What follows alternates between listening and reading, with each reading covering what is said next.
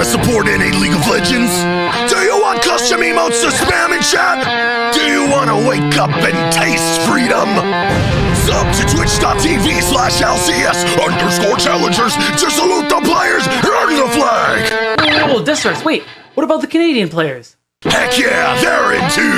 Anyone can! I'm doing my part. I'm doing my part. I'm doing my part, and you can too! Sub to twitch.tv/LCS_Challengers to salute the players and the flag!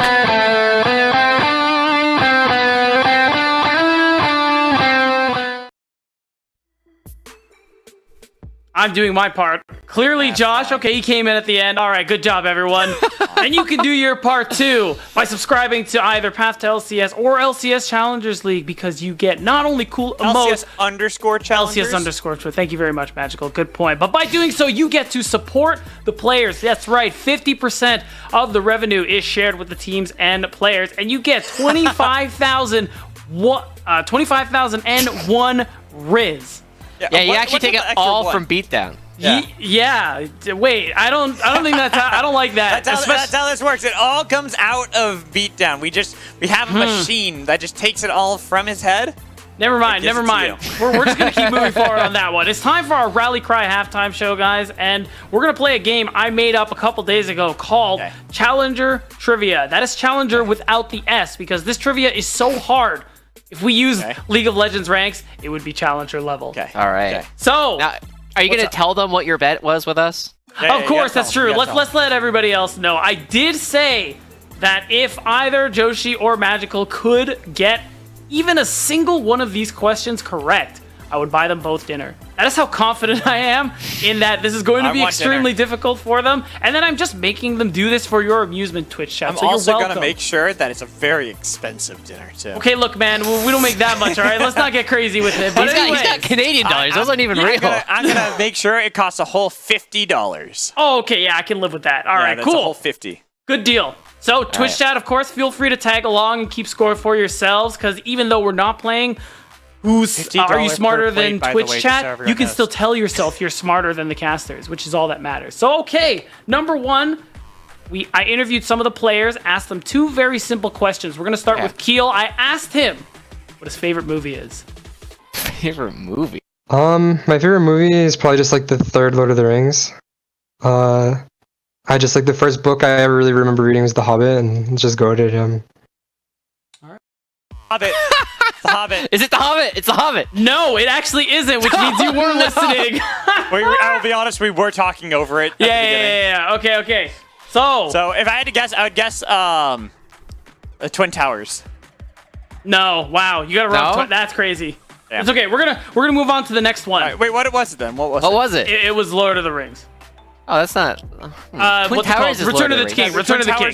He said Return of the King. Return of the King. Okay. I was about to say, like, Lord of the Rings, Twin Towers. That. Okay. That's the one with the Ride of the Rohirrim. Okay. Yes. All right. So the next question that you guys need to answer before we play the video is, what champion does Keel wish he could play in competitive? Does Keel wish he can play in competitive? Yeah.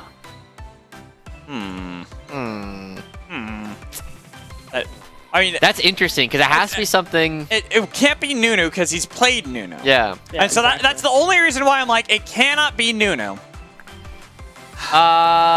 See, my initial thought was Zach, because I don't think he's played it so far this split.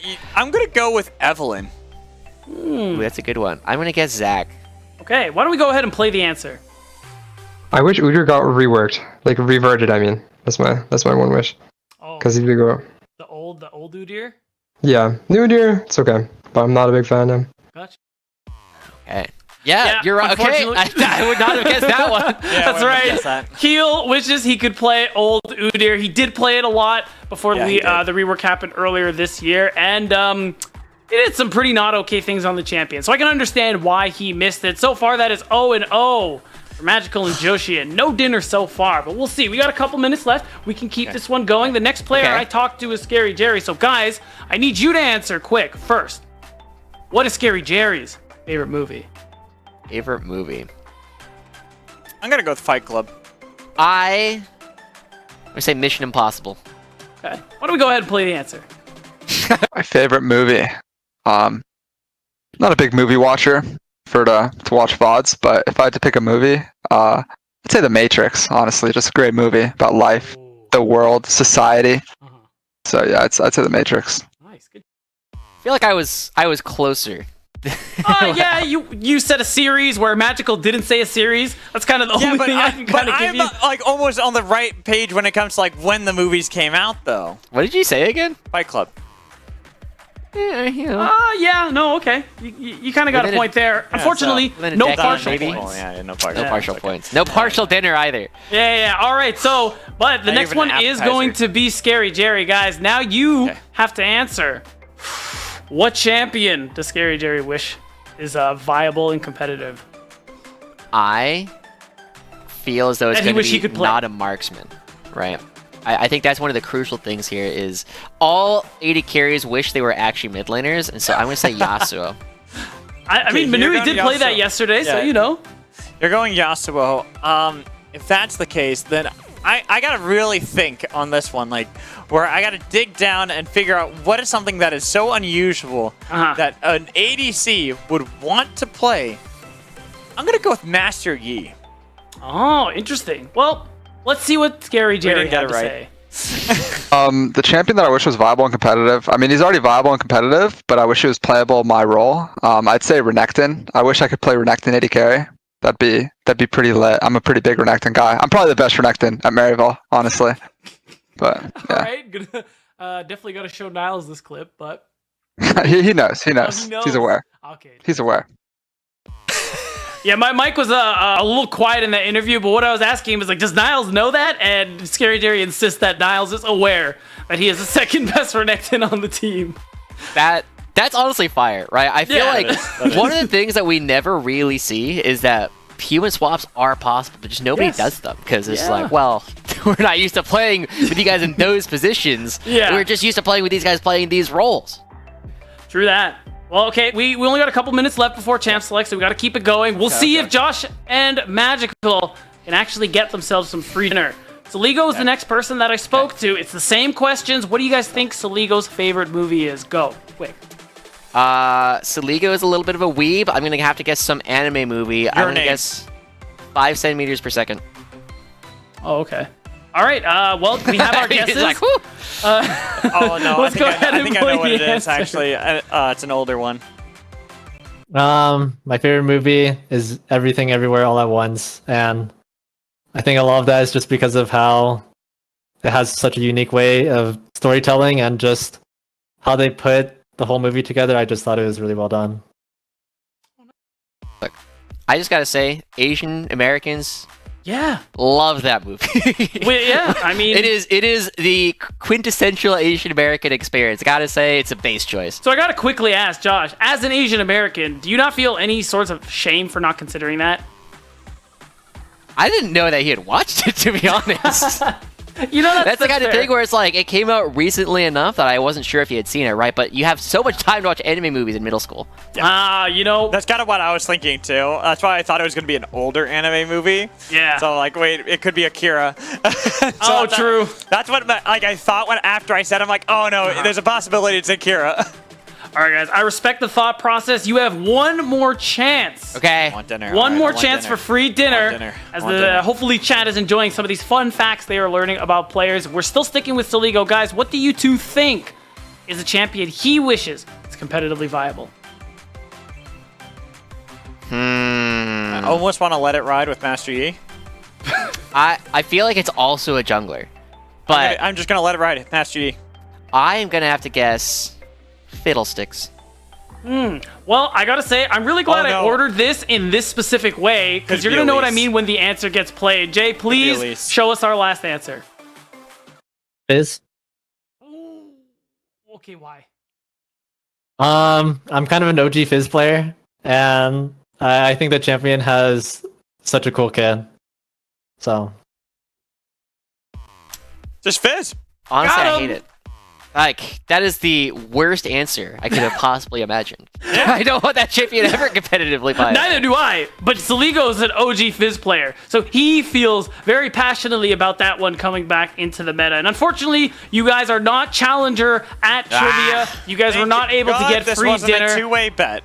Yeah, true, right? I would not do that. That would be really messed up. My wallet is saved, everybody. But now, I'm going to pass it over to you guys because we still got to finish our last series of the day. Catch, Magical. Catch. I dropped it. Sorry, guys. No. I dropped the ball there. But it's okay because we're going to bounce back. We're going to get into our last game of the day. It is Wildcard, Maryville.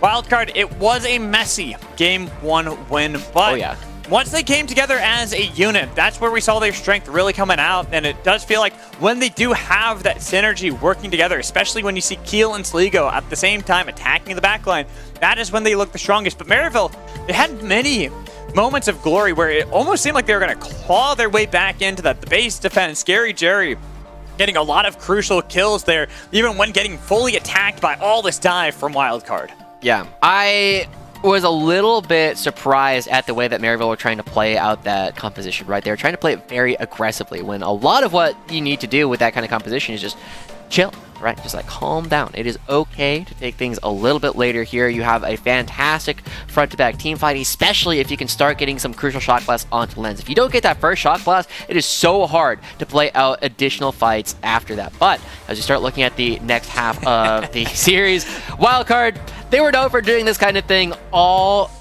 in spring. They haven't really dropped the beat at all, and as Wildcard are starting to look at this next draft, I'm curious what they're actually going to be picking up. It is going to be the Maokai, something very stock standard, and I think everybody's going to be hovering the Master Yi this series. Yeah, just because I let it ride there, just like, you know, got to flame magical a little bit. It's okay, I understand. I appreciate that, but looking at the draft right now, the fact that you have gone for that. Okay, sorry, we had the graphic wrong. It's the other way around. So Wildcard's on the red side, Maryville's on the blue side, which means this whole piece of paper's ruined. That's what that means. That's the big thing that we're looking at. Well, it is going to be another repeat performance coming out from Saligo. It was actually a Jace ban coming out from Maryville on the other side of the map. And once again, Wildcard banning away the Sejuani themselves. But Orange coming back onto the Maokai. Now, we did see some funny things happening with this champion, especially with how it oftentimes was the last one alive because of how effectively Wildcard found their way into the backline, especially in the later parts of the game. But as we look at the rest of the draft, I'm a little bit surprised to see that Scary Jerry is going to be going over towards this Kaisa. It could be Forget Back still. It could be Forget Back. Yeah, but it sucks in the mid lane now. It could be Forget Back still. You know what? It could be for Niles. Though you would never play that into Nico. No shot. There we go. That's the main thing that stops me from thinking that it could be mid lane. Because we actually have seen that Kaisa still has remained in the mid lane this weekend, even if it's not nearly as good, but it is into very specific compositions nowadays. It is not likely to go into something like a Nico that can outrange you. So getting Get Back on something like Azir, I also really like, because this does one thing that I think Maryville really lacking last time around, and that is give them more zone control, something they struggled, especially up against the Liga. Yeah, but this is also much more of a chill composition coming out from Maryville, right? It's usually, Kaisa is one of those, I'm going to auto-attack things until I find my moment. Azir is a similar kind of character. You got to find your moment in order to really go for some of these big plays. In Maryville, we got to see that, you know, for better and for worse, they have no chill. They are constantly looking for a lot of these more aggressive opportunities to fight, and so far, like, they have a lot of front-to-back power, but Wildcard has also shown that when Maryville is just being really aggressive, Saligo's already going to be there, ready to meet them with a Pop Blossom. And that's why I do love having that as here for Get Back. I think it helps them out. It covers a lot of the weaknesses that Maryville had in the Game 1 draft that we were kind of talking about.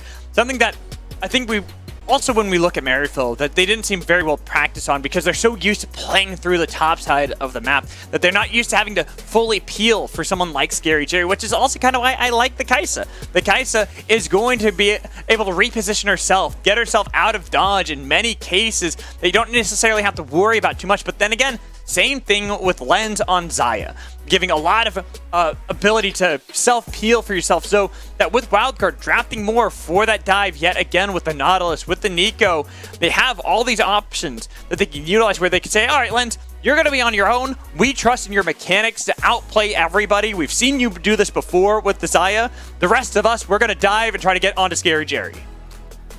With all that in mind, we have to note that most of the supports have already been banned away. The fact that Maryville also banning away the Rakan, which has been one of Zyko's best characters, means that they aren't convinced that this Nautilus is actually going towards the bottom side of the map, and instead they are going to be picking up a Blitzcrank for themselves potentially, which would be really fun to play into this Wildcard composition, right? Wildcard is a team that needs to have control over how fights actually start, and instead, they are going to be pivoting over towards this Panth in the top half of the map. And I like that. I like that. That's a lot of zone control. And again, covering the weaknesses that Maryville had in the last game. What does Wildcard's composition want to do again in this game, Josh? That is dive, dive, dive. What stops that? Renata Glask. Yeah, Glask. What? Yeah, Renata Glask. I do not like Glask. Well, that's too bad. That's how you say it. It's not Yone, it's Yone. It's Glask. Here, listen to her say it herself.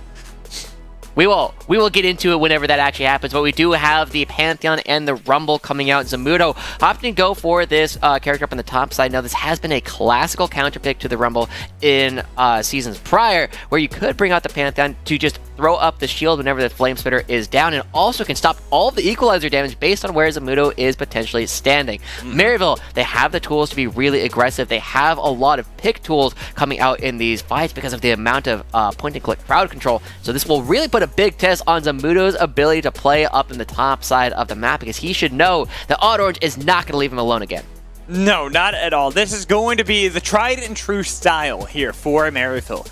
Attack the top lane, get Niles ahead early so he can rotate around the rest of the map, especially because Zamudo playing something like Rumble, there's a lot of priority you can gain early into this game. So for both teams, it is attack the top lane. It is purely down to the mechanics and who gets that initial kill that I think is going to really spell the entirety of this game 2 between Maryville University and Wildcard. And as we look at it early on, one of the things that Maryville does have in this 2v2 up on the top side is they have a lot of control over who it is that they're going to be jumping. If they can go first, if they can take members of Wildcard by surprise, it'll be really good. But oh no, Zamudo's standing in the wrong spot. No. You cannot stand here. Not at all. And it's a Blitzcrank comp. You have to expect something like this. But the ward was just enough information for Zamudo to quickly get out of dodge. Yeah. There's a big danger about standing in that spot in particular, because you will see people later than if you will stand on the bottom side of it. You do a very similar thing when you are standing in the bottom lane tri-brush. You want to make sure you stand closer to the big monster pit so you have the best view of people as they come in. But Zamudo gets away with everything in that one. Doesn't even have to use the flash. So if you want to get a palindrome, make sure you subscribe now. That's how much Riz you're stealing from Beatdown, by the way. If you subscribe now to Path to LCS, as well as LCS_Challengers, you're stealing that purely from Beat. Niles already committing the potion as well. Very early on in the lane, but he gets a lot of damage down onto Zamudo at the same time. We are seeing that Niles has already gotten a pretty hefty HP advantage up on this top side of the map, and as we see, Odd Orange is going to be starting on his own Raptors. He will be moving up towards the top half relatively early on in the game, but at least they know he is going to be starting off with the Raptors into Krugs before he switches back all of his camps on the top side. Looking at the summoner spells, just to talk about that a minute, Zamudo with this Ignite, it really does scream live or die by the top lane here for Wildcard. They have to make an early play in this top lane and have that work out for them, because Niles, with both the Grand Starfall and that TP, he will control every bit of the side lane if he can get ahead. Nice little mechanics there from Donbray. Yeah, it still takes a big chunk of damage though, as they are not yet level 2, but we are going to be seeing the junglers will be matching their clears. They will both find themselves on the top half of the map. Like you said, it's going to be about how the top lane battle will be shaking out. Ooh, nice hook there from Donbray, but I don't know if he necessarily wanted that one fully, because he does take a lot of damage on the way out. But I mean, the bot lane's cool and all, But this is a rarity where we are fully focused on this top lane. Usually it's the top lane island, right? It's like, all right, top lane, meh, it's okay. Maybe a play happens early, but this one truly has so much importance behind it. And that's why Odd Orange already here. But Niall is being very smart with how he's playing around this, kind of feigning. Double so flash. that way Odd Orange can easily show up. The flash a little too late, so he gets Bramble Smash back in. And how do you escape that one? First blood for Niles. I mean, that's a great path coming out from Odd Orange, trying to take his opponent by surprise, and Odd Orange not even needing to flash, but Keel trying to find him on the other side. Could be risky, though. You still are going up against a Maokai. You can heal up a little bit. He's got a Pantheon in the back pocket that can easily rotate around. Saplings to slow him down. Keel will get out with his life this time around, but I think it's purely for the fact that mid lane is a saving grace for Wildcard against Liga, having just that little bit extra priority. Yeah, Keel not actually getting the second Q off, a huge difference in the amount of damage he's able to do, but now he's going to look for Odd Orange again.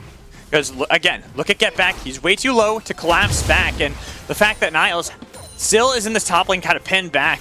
Odd Orange does not have that ability to fight this time around.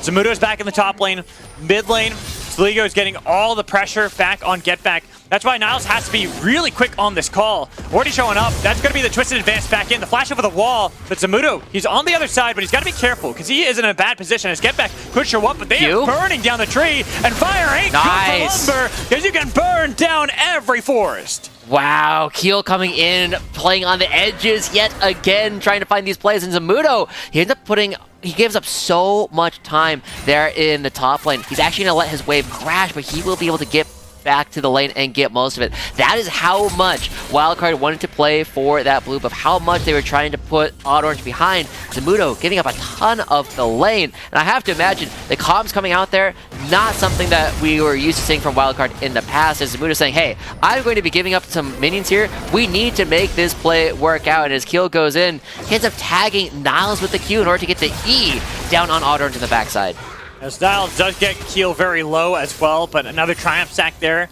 And kind of similar to what we saw in the last game, too, for Wildcard. This early game is live or die by Keel. Of course, I think Zamudo is going to be a big factor in this one as well. The top lane is going to be very important, but on Lee Sin, it is about how well can you contain your opponent jungler, especially something like a Maokai, that if Maokai is even with you and can get some vision control back on you, as something that wants to gank a lot and get a lot of priority for your lanes, you have to always put the pressure back onto the Maokai so he never has that option to set up. Yeah, we're also seeing a really cool thing in the mid lane. Whenever Get Back throws a soldier down on top of Sligo presses W, goes invisible for a second so he cannot be auto-attacked, and then he's able to counter-attack Get Back without taking a lot of damage in the first place. But at the same time, Zamudo might get punished by the 10 hours of lecture about priority he said he's needed to have. Yeah, but Odd Orange is standing on a ward. Zamudo has full vision, and the fact that Keel was bot lane getting that dragon means that Zamudo has no real reason to step forward. He will lose out on some of the experience because just having Odd Orange hanging around here, you tell that it's more just a, hey, Zamudo, you're going to lose out on a little bit of this experience. We're going to let it slowly push back to us. Comes the counterattack. That's why Dawnbray is going to show up, but Dawnbray's level 5. It's only level 4 for Odd Orange. And Zyko, he's in the mid lane. He's looking for this play with the Shurima Shuffle back onto Sligo. Pop Blossom not flashed away. The pull back in. Sligo will die with the help of the turret. Nice play coming out from Maryville, getting the correct Sligo in that fight. And now Wildcard, they're moving around, potentially looking for a dive. Odd Orange is here, but he's still level 4. And that's going to be risky. They should still be able to get the Gromp. It is going to be a reset only briefly on the Gromp. The rest of Wildcard, the fact that Zyko is still on the map and is hanging around this mid lane meant that they could easily call in Get Back and look for a 4v3 play. But let's look at this mid lane play. I think it's really good heads-up play here from Get Back, where Sligo, he's just playing with fire there. He knows which one you are, dude. Yeah, well, it's very easy to catch them out, but the big thing is this play only guarantees a kill if Get Back is there as well. You saw that Zyko was able to find the kill because Get Back had to flash over the wall. If he gets caught out by that ultimate, he might get counter killed. So great movement from Maryville on the map. They deny multiple waves from Zamudo on the top half of the map, and then with the priority bot lane, Zyko also finds a kill here in the mid. It's really putting a lot of pressure yet again on Keel, like we were already talking about, and we saw that Odd Orange was getting the better of him in some of the interactions. It was a Hex Flash there from Zyko in the mid lane, but back to the top lane.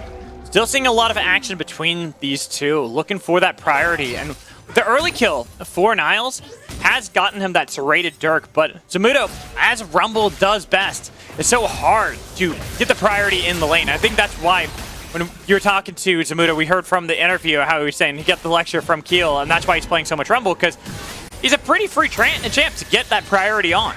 Yeah. Same thing with Renekton, right? By being manaless, they can just stay in the lane for forever. And now Wildcard, they have this level 6 Dombre there, looking to play around this Rift Herald, and Orange on the far side of the map means that Wildcard should be able to pick this one up uncontested. But whenever you get these uncontested Rift Heralds, it's usually because there's a play on the other half of the map. But this time, Maryville, they were trying to attack Saligo, and with everybody coming through and pushing out the wave immediately, doesn't look like an opportunity to fight his They can actually still look for this one. Nature's Grasp did come through, and Keel has been separated, but the peel back for Niles as the Pop Blossom comes through, and nobody was there to back him up in time. Honestly, really good stuff from Saligo. He saw that the shield comes out from Niles, and Seagull's like, well, that doesn't do anything if I'm standing behind you. So he just gets the root, runs them down, and as we said, is there going to be play into Lens at all? No. In fact, Lens is going to walk away with a plate of his own. Big win of gold for Wildcard across the map, and the next play that they will have to be looking at is this upcoming Hex Tech Dragon, where they will have a lot of their big items and a lot of their big spikes well before Maryville is ready to fight. Look at this, Zamudo. He gets to play top lane as well, crashes a lot of minions that will be denied for Niles. In a matchup where they got the early gank, they utilized the two Bash Bros here in the top lane of Auto Orange and Niles that Maryville has liked to go for time and time again. But even with that little bit of a lead they've got there, and then a little bit of a lead they got in the mid lane, hasn't really netted them that much control on the map. In fact, look at how red the river is. It runs the blood of Wildcard's vision. A blood of vision. Yeah, I like that one. I'll take it. But Wildcard, right? They have full of blood. Yeah. Kind of. I mean, it's 2-2. Kind of. It's 10 minutes in the game. There's only 4 kills. I'm just saying, eyes have blood in them. Oh. No comment. Wildcard, though, as we are starting to get ready for this... No comment. As we are continuing to get ready for this next upcoming Dragon, Wildcard, they do have a lot of power. The big question will be, how do Niles and Zamudo actually interface with it? Because if Zamudo is there, he can have a bigger impact than Niles will. But Niles has 2 ways to get there. He's got the ultimate, he's also got the teleport, whereas Zamudo, he's going to have to walk down all the way, and this could mean that it will be a 5v4 for Maryville. As you can already see, that Wildcard are looking for the attack before that could even happen. Since Scary Jerry is in the bot lane, kind of far away, Lens was nearby. We wanted to get a pick before Maryville could collapse, or maybe they could just pull for Zyko, attack the Blitzcrank before he can get the pull on anybody else.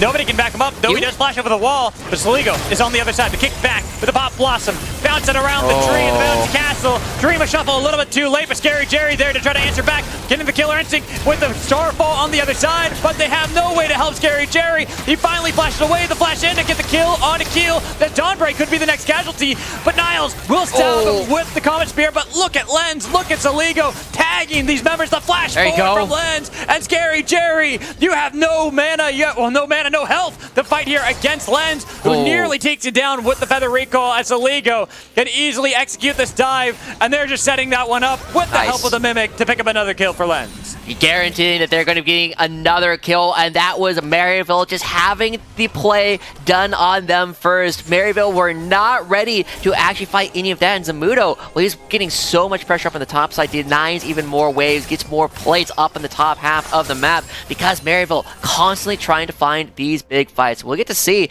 exactly how this all breaks out as Wildcard. I mean, Zamudo pushing Niles underneath the turret makes it so much more difficult for him to join the fight. And here, it is just a flash for flash there, and that's why Niles is able to move around really quickly to get towards that bottom half of the map, but it's way too late. Yeah. I mean, so much of this fight comes down to these small things, right? Zyko able to flash out over the wall, and as everybody comes right back on in, I mean, Scary Jerry ends up getting caught really heavily, has to flash out over the wall himself, and with so many members running around on low HP, it's less a fight and more a series of chases coming through, as Lens will end up running down Niles, and then after that, both he and Saligo will move down towards the bottom lane with a great play in order to pick up yet another kill onto the AD carry. Yeah, Scary Jerry was way too low to really stay in that fight, and once he got spotted out there, like, hey, we can easily kill this guy. It's so easy for us to pick that up. Now they've got 2 kills here for Lens in the spot lane. Has completed that Kraken Slayer. Second dragon of the game picked up for Wildcard. It feels like they've gained everything possible from that play, and now Maryville back on the back foot, similar to game 1, looking for this play on Zamudo in the top lane. They will pick up the kill, nearly lose Niles for it. Yeah. This is one of the really tough positions for Maryville to be in, right? With so much farm being bled out in the top half of their map, both Odd Orange and Niles. Even with all these kills, you see that Niles is behind Zamudo in terms of money on the map. And that's really tough for them to come back from. They are so reliant on the top half being strong. And yeah, I mean, Lens, the 2 kills, a 4th plate about to get picked up. Oh, nice there from Donbury. Donbury's been really good on the Spider-Man hooks away to buffer all the rocket grabs.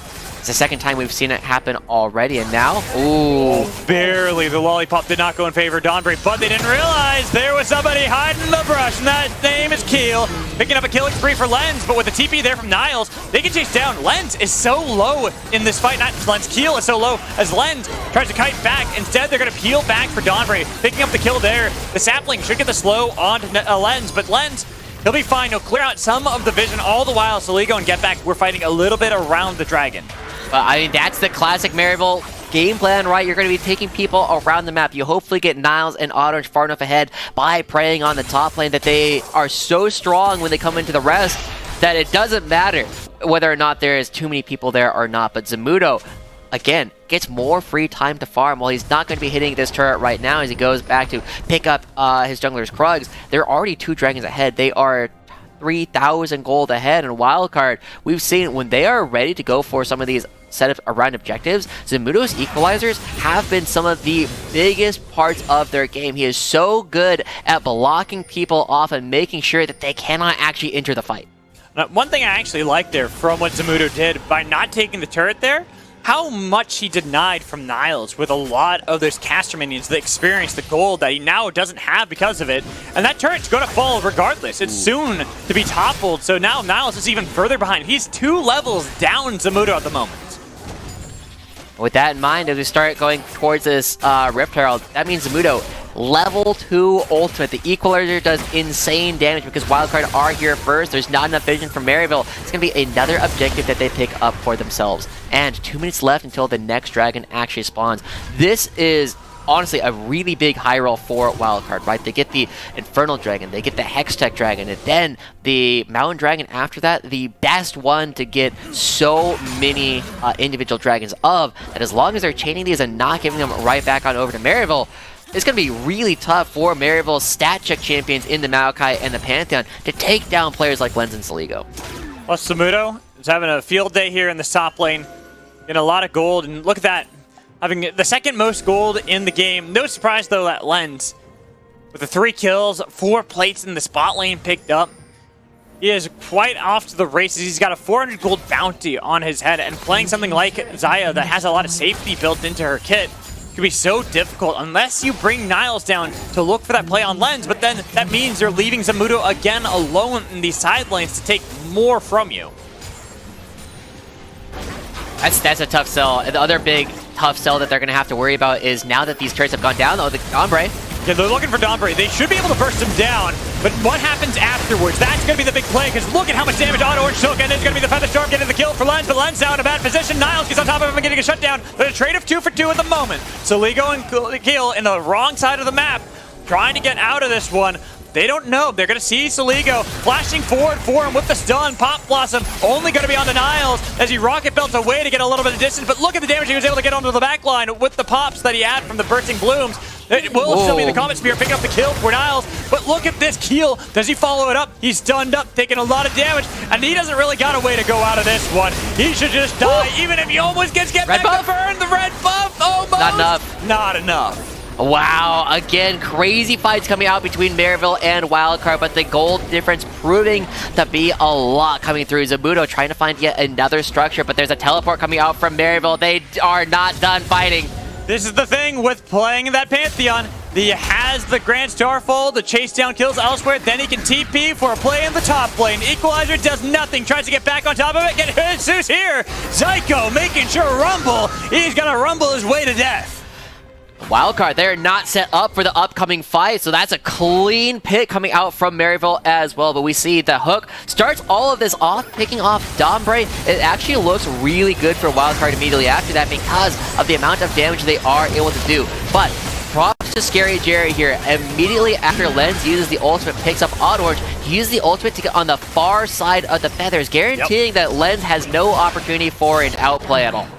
Yeah, no way that he can let it rip, get the kill back on Scary Jerry, and from there, Soligo and Keel are just on the wrong side of the map. Granted, Soligo does so much here with his Q, with the ult. Look at just how much damage he gets on to Get Back and Scary Jerry. Yeah. I mean, Keel tries, if he lands that Q, that's a possible kill right there, but as he tries to go back around, this is a good combo, but between the Emperor's Divide and the kick, there's too much distance between Get Back and Keel for him to actually follow up with the Resonating Strike. God, that red buff though. How close Get Back was there. Could have made it just that much better for Wildcard had they gotten just one more kill. But Maryville, even after that play, they are still down 2,500 gold. And keep in mind, they eventually got the kill onto Zamudo in the top lane, and he is 3-1. But look at the CS lead this Rumble has over Niles at the moment. He has a level advantage as well on top of it. Even if the gold is kind of even now after all those plays from Niles, Niles has been all over the map just to get these plays to work. Yeah. It's going to be really tough. One of the things that we are saying is this is probably the most desynced I think we've seen Wildcard throughout this split, right? They've been so good at moving together as a unit in the past and getting a lot of things set up that in this series, they aren't necessarily going for fights all at the same time. And I'm curious how they actually want to play with this. This feels like a bit of an experiment from them after saying like, hey, we did this in scrims, now it's time to do it on stage. But we are seeing some cracks come out on this side of the Rift as they're constantly trying to find plays as individuals in ways where they would normally be moving together. Again, going back to something we've always praised about Maryville on the other side. This team, be it good, be it bad, they always fight as a team. They have always had that synergy with one another where when one goes, they all go and they all follow for these plays. Sometimes it's to their own detriment, but that is something that I feel like Wildcard haven't caught off guard many a time in this series, in Game 1 especially, but we're seeing that here in the makings and the workings now in the mid-game of Game 2. As we start getting ready for the rest of the game, we do have the Baron has already spawned up. We also have the Mountain Dragon. The first one has been picked up by Maryville, which will, one, put a slowdown on a lot of things that Wildcard wants to do, but also makes them a whole lot tankier. That really stifles a lot of what Soligo wants to do in these fights. And as we have, Soligo down in the bottom side of the map, doesn't have great teleport wards to go to. They're all defensive spots.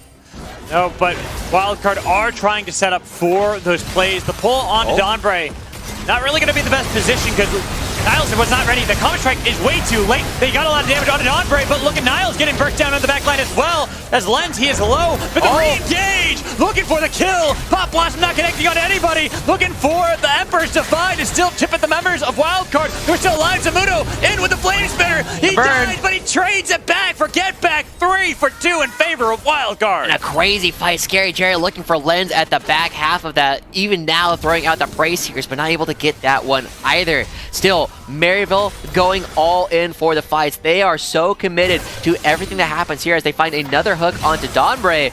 This feels like a position where Get Back could potentially go absolutely crazy in this fight, and as everybody comes on in, it becomes incredibly confused, but Get Back doesn't find his way to go onto the other side of the fight. He can't get his way onto Lens, and instead, it's Scary Jerry who's like, oh, we got this, we're gonna pick this guy off, but because the Q hits so many different people, it doesn't get enough damage onto the one member. By the time Get Back actually starts to try and find his moment, everybody's already starting to back away, except for Zamudo, who cooks him alive. Yeah, I think Zamudo at that point is just like, all right, at least I know I could trade back 1 for 1. If I don't get this, they could chase us down. They have that range to poke us out, so I might as well take down one of them so the rest of them can't clean up and get another kill onto someone like Lens, which does, again, kind of make it so that Wildcard, they're in good positions. They have now a 4,000 gold lead, and with 40 seconds left until the next dragon spawns, that could be their soul point potential on the board. they're already setting up, right? It took Wildcard a little bit of time to figure out their composition, to resynchronize in game 1, and it looks like they are resynchronizing here around the 20-minute mark as Zamudo has joined up with the rest of the squad. And they're starting to look for picks at the same time, but Maryville, as they are threatening the Baron, they do it very quickly. Very quickly. Trying to go for the Hex Flash there from Donbray, but Scary Jerry's kind of just playing bait. And Azir on top of this Baron. Look how fast it's melting. Wildcard, they now kind of are realizing, wait, maybe something's up. It's down to 50%, but a blue trinket will be enough to scare Maryville out of the pit. And we'll also pull Wildcard right on over towards the top side of the map. That pulls them away from the Mountain Dragon. Zyko's taking a lot of damage, but immediately Wildcard start pushing back towards the bottom side of the map and looking for Niles. Looking for Niles. Niles forced to flash away from the Electric Harpoon. As it is Wildcard back onto the Dragon. Again, soul point potential on the line for them. While not necessarily the soul itself, still a good position for Wildcard to be in, and Maryville don't really have a way to stop this from happening. As that mountain goes over, watch for a hook from Donbray. Not going to be committing to that one at all. Ooh, Zyko wanted it as well. It's Otterin does eat up a lot. Whoa. That is going to be the equalizer trying to burn down the tree, but not enough. Mostly just forcing out Maryville, who had crashed a wave into that tier 1 turret in the mid lane. Again, a little bit desynced coming out from Wildcard, but they do end up getting what they came for in the first place in the Mountain Dragon, just not able to find the fight afterwards. And we are starting to note that Get Back, as the game goes later and later, his damage increases and his range continues to be a problem for the members of Wildcard. We haven't seen, one of the things that I love watching about Saligo on characters like Lysandra is his willingness to go for these big engages, to look for flanks on characters on that character that he doesn't do on others. We haven't really seen that from Saligo, and we were so excited when he went for the big teleport flank in the first game.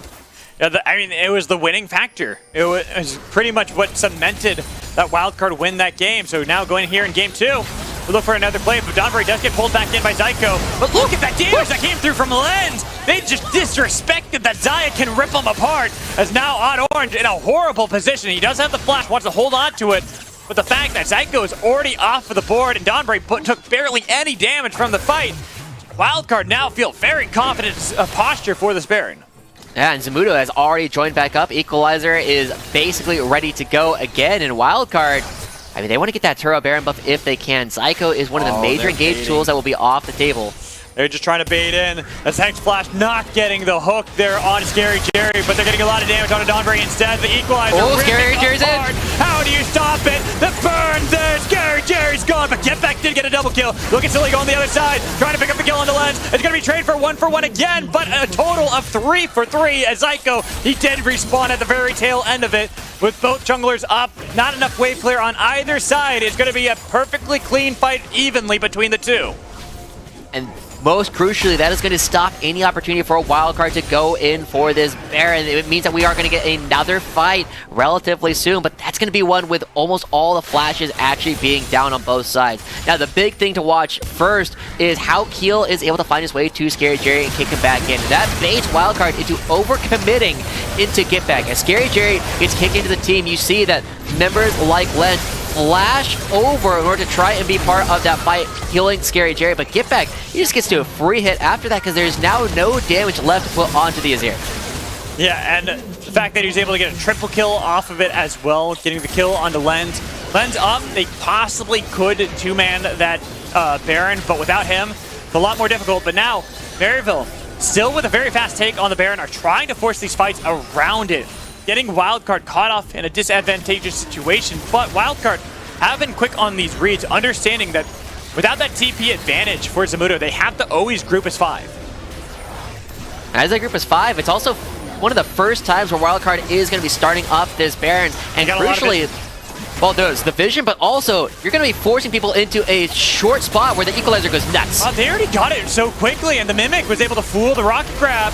5 members strong here from Wildcard. Equalizer's up, and you're in a choke point as Maryville. You've got to be so cautious. That's going to be the Grand Starple coming in, trying to split up the fight with the Equalizer, but it's not getting onto the members. The flash coming in from Zyko, rolling for the kill. They got the kill on them. Oh, Siligo! Huge pop blossom again. The kick back. They've got Get Back. Scary Jerry. He's done. It's a triple kill. It's a quadra kill for Lens as Wildcard clean up the fight with the Turtle Baron buff. Oh, so many big fights coming through, but finally we see Wildcard synchronizing again in all the ways that they need, and the Turbo Baron buff comes through. They're going to get so much gold off of this play. Already 8,000 gold in the lead. This top turret will fall. The mid lane turret will fall as well. They're going to be able to get these and then reset with all of their ill-gotten gains to go right on over towards the Dragon as well, and Mountain Soul will be a massive problem for Maryville.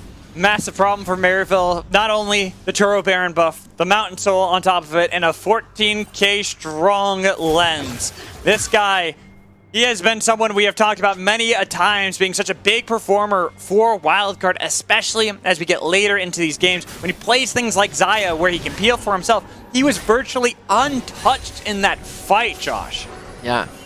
And we expect him to do something similar as Wildcard, getting more vision control yet again. We saw that the Equalizer, well, they did allow them to walk through the primary choke when Dombre is pulled in by Zyko, but Zyko, you had no backup there, my friend. You narrowly got taken out, but Orange now in the thick of the fight as well. They're going to get the Sana into the backline. They do waste two, but Soligo gets the knockup on a get back, but watch Lens. He is untouched again, pushed back by the Emperor's Divide, still wanting to fight this one, desperately looking for those kills, but Wildcard, they understand they still have the advantage. They got the TP from Soligo that he can rejoin this fight as they can look for the Dragon.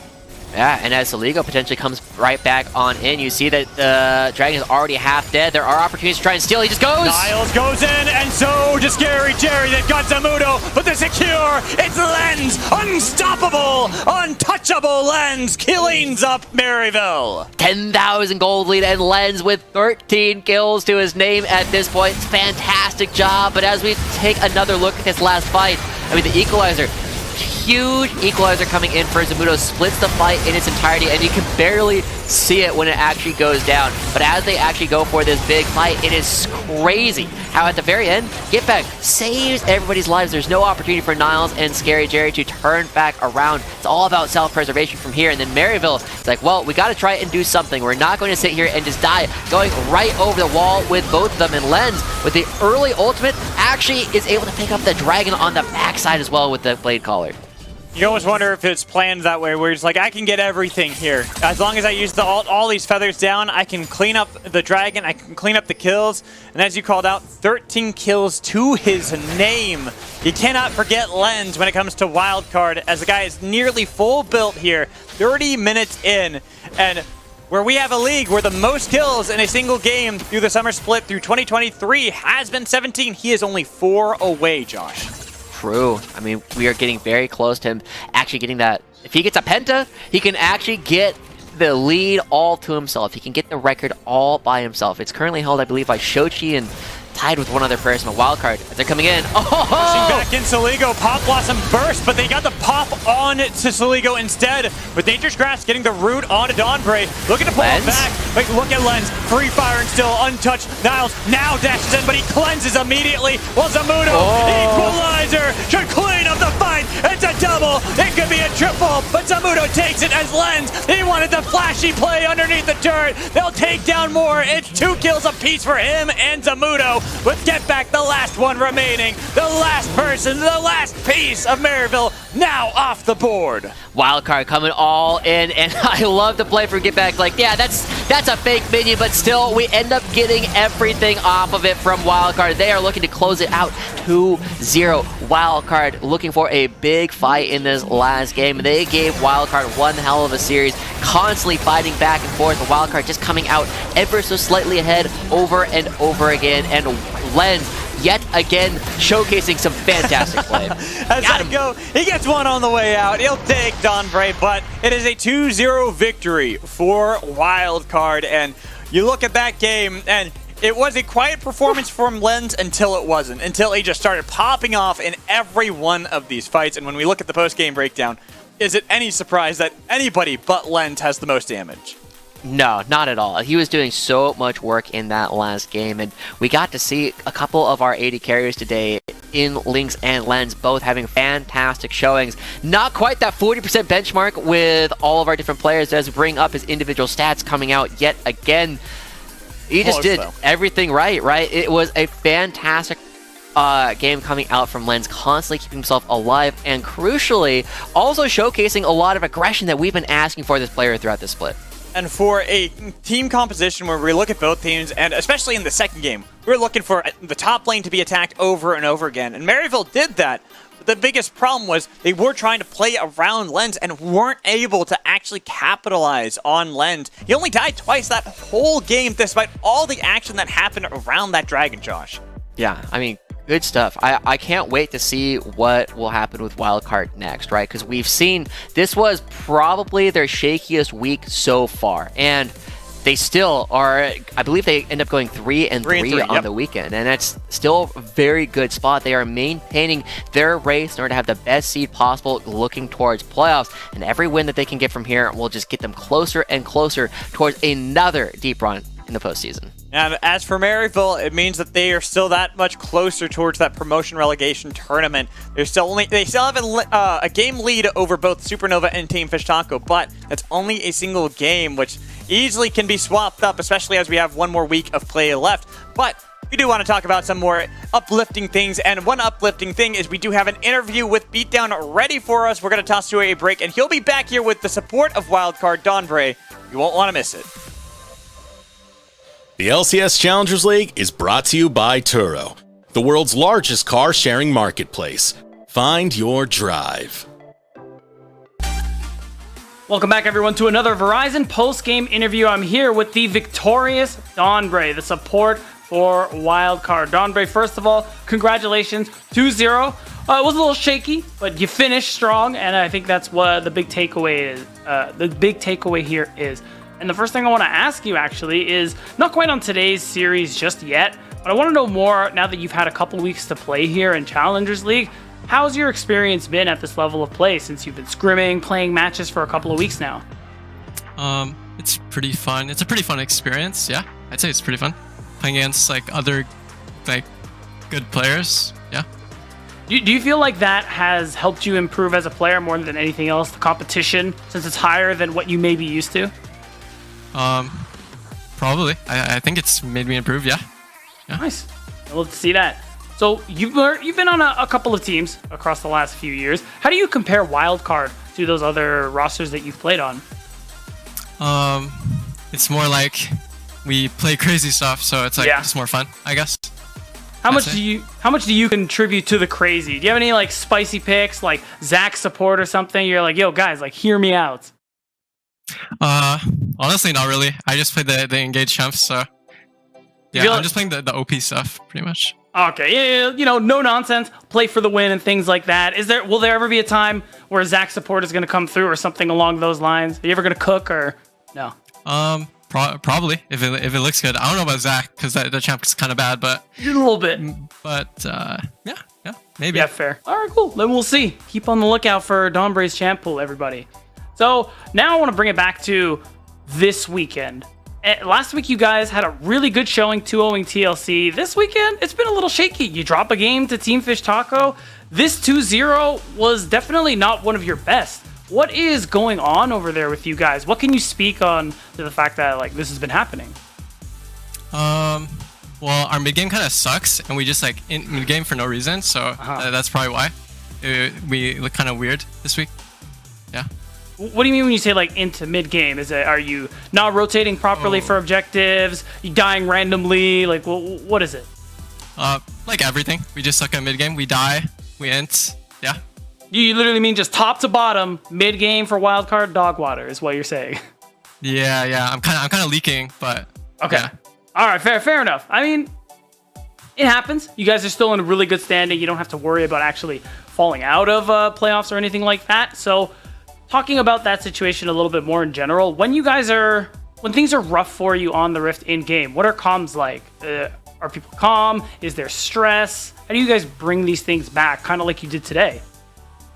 Well, today was really calm. We were chilling, but I forgot. Maybe yesterday it was more silent. It was kind of depressing, but yeah, we won, so it's all good. It's all good. Yeah. You got the win column increased just a little bit more, another tick there under your belt. So that's a good thing. Now, the one thing I want to know as well, you guys as a team have had a pretty good run so far. I want your idea, like your opinion on how strong you guys are compared to other teams in the league. We asked Will earlier, so I want to ask you, if you had to rank your team versus everyone else at this stage of the game, where do you think Wildcard stands? Probably top 5, I think. Okay. I feel like all the teams can beat each other. It's like kind of random. So I'd say we're probably not bottom 5. So yeah, I think top 5 at least. Hopefully. You don't got like a hard number, something you're more confident about, or? No. Yeah, No? probably top 5. Yeah. All right, fair enough. Before I let you go, Don Bray, are there any shout-outs that you want to give? Anybody you want to say thanks to? Hey, how are you? Anything along those lines? Shout out my team. We're popping off. Yeah. Yeah. All right, respect. You guys are getting the wins. Once again, congratulations, Don Bray, on capping out your Week 5 with a 2-0. That has been the support of Wildcard, everyone, and that is it for the Verizon post-game interview. I'm going to bring back Mad Magical and Joshi to help me close out the day. Hey, guys. Hi. What's up? Hi. Bye, Brandon. Thanks for the interview. Thank you, Don Bray. Anyway. So now, we got to take a look at the standings, guys. Some things have shifted just a little bit in the positive way for some teams and in the negative way for others. Taco, unfortunately, went down 0-2. I took a look at the other stream, saw the same thing happen to Supernova. So these are so far our 2 Seoul teams at the bottom. I mean, 2 Seoul teams at the bottom, but when you kind of look at the bottom 4 now, since AoE has slightly broken away from that pack with the 2-0 they got today, you still have EGC, Maryville, Taco, Supernova within 2 games of one another. A lot can change because we still have a full weekend ahead of us with best of 2s for 3 more days that a lot of these teams still have to face, as well as another best of 2 on the other stream that is still going to go on. And I think it's still worth noting, right, that Evil Geniuses Challengers is a team that can still not even make it to the playoffs from this position, right? I mean, AoE, not mathematically guaranteed to actually make it either. There's still a lot of play in the bottom half, but we have seen a separation continuing to occur in the top half as Team Liquid, FlyQuest, Wildcard, Disguise, and Fear are putting more and more distance between themselves and not being able to make it.